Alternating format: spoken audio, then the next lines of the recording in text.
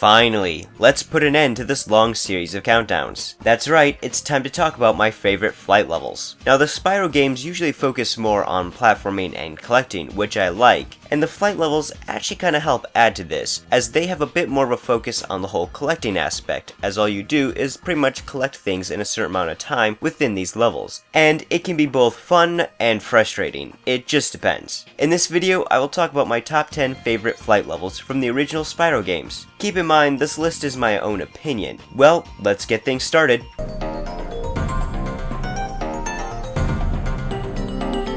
Okay, so I'm gonna be completely honest here. I don't like most of the flight levels in the first Spyro game. So, at the bottom of the list we have Icy Flight, which has a nice nighttime setting to it, and I like the color scheme as well. Having the level take place among some snow-covered mountains is a nice touch, but it's the only thing that makes this level feel ice-related. The first part of the level has you lighting up some lighthouses and taking out some treasure chests along the mountain. Then you fly over a cool train track, taking out some barrels on trains, with the track leading you to two open areas where you take out some propeller enemies. The propeller enemies are the most annoying part of the level due to how they go up and down, sometimes not being in sync with each other. It can be a frustrating level, but I still like it.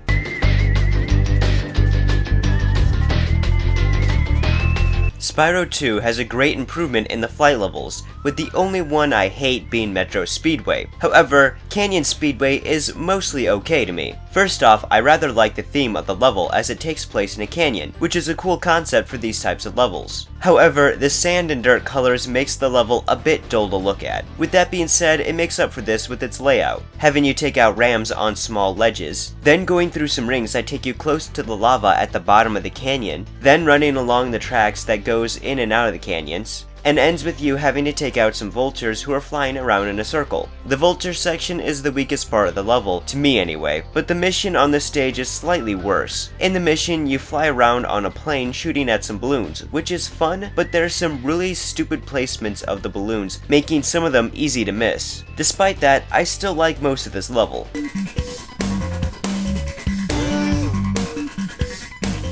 Let me get this out of the way really quick. All the flight levels in Spyro 3 have a racing section in them, and they're all boring, so I won't be putting those into consideration when picking Spyro 3 flight levels. With that being said, I like this level. One really great thing about the flight levels from Spyro 3 is how unique the themes are compared to most other level themes. So having a flight level on a farm is a cool idea, and there are some creative things here. It starts out with having you fly through some rings that lead you to the central island, then run along the stone road that leads you through a barn. After that, you're led to some small islands and floating houses to take out some cows, then ending it off with having you fly around the island to take out some planes that lead you through the upper halves of the barns. The mission's pretty alright as you fly around as Hunter and you have to shoot at some evil cows to keep the farmers protected, which I find to be a really funny idea. While the look of the level isn't anything special, it's a nice and unique take on the farm theme, which isn't used very often in the first place.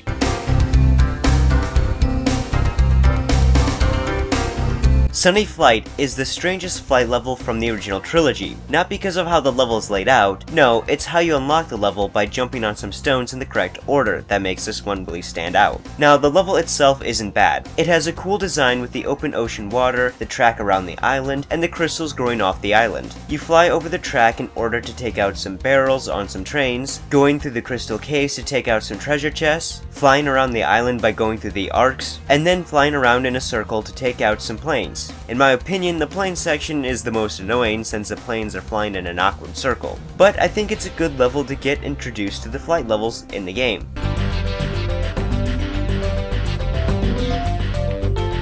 Ocean Speedway is actually very similar to Sunny Flight, as it has an island in the middle of the open ocean with a racetrack that goes around the island. However, I think the design of this level is much better in both how it's laid out and how it looks. The layout starts out with some rings that take you through one of the seashell-shaped buildings. Then it leads you through some arcs that take you all around the island. After that, you have to take out some boats that are going in a figure-8 formation in front of a stadium, ending off with running on a track that goes all around the island while taking out some cart kart racers. A part of the island's design that I really like is a stadium that's full of fish and dolphin fans. The mission on this level, however, is one that I really don't care for, as it has you following Hunter, who flies through some rings all around the island. My problem with the mission is that it has you take some rather annoying curves and awkward turns, making some of the rings easy to miss. Other than that, I really love flying around this island.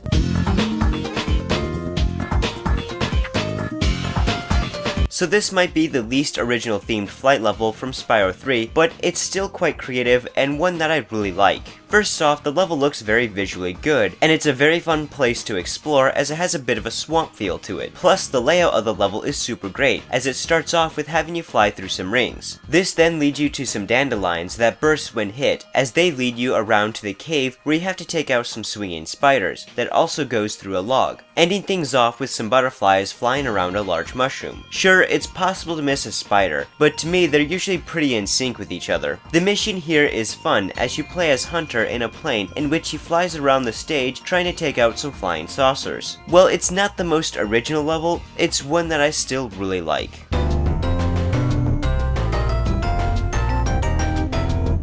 And here is the last flight level from the original Spyro game. This level has a great nighttime feel to it, with cool crystals of different colors, and the level just looks gorgeous when you light up the lighthouses. The layout is pretty good, as it starts off with flying through some rings that takes you through a cave, then flying around some crystals sticking out of the ocean with treasure chests on them. After that, you go through some arcs that take you close to the ocean and atop some walls, then ending with having you light up some of the lighthouses. I think I have a bit of a weakness for night-themed levels, and with this one, can you blame me? The level's layout, mixed with its relaxed colors, makes this the most standout flight level from the original game, at least to me anyway.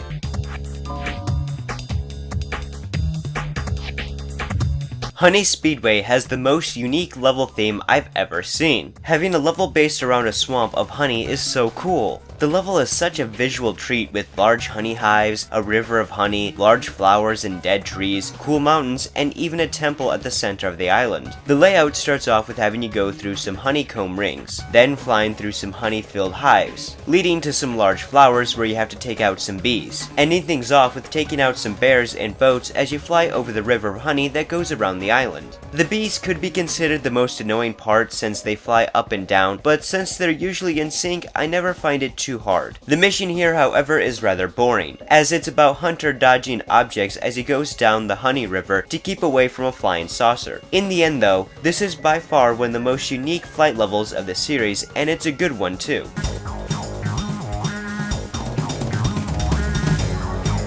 Yes, if you've been watching my past level list, then I'm sure you were waiting for another sea-themed level to show up on this one. So with that being said, I really like the harbor theme of this level, as there are some fun concepts here. First off, you chase down some seagulls who fly all around the island. This then leads you through some arcs on some boats and some interesting areas of the island. Afterwards, you are taken to an assault ship where you have to take out some lobsters that leads you to the docks, and ending things with having you take out some fish on strange machines as they go in a small circle through the island. The strange way they use the fish and lobsters in the stage really amuses me. I also really like the lighthouse where you can find Hunter, who has an okay mission. In the mission, you simply fly through some rings left behind by a flying saucer. At the very least, the saucer takes you around the island in really cool ways, like going under the docks. Now, yeah, I have a weakness for water-themed levels, but to me, this is a strange enough level that I can't help but to like it.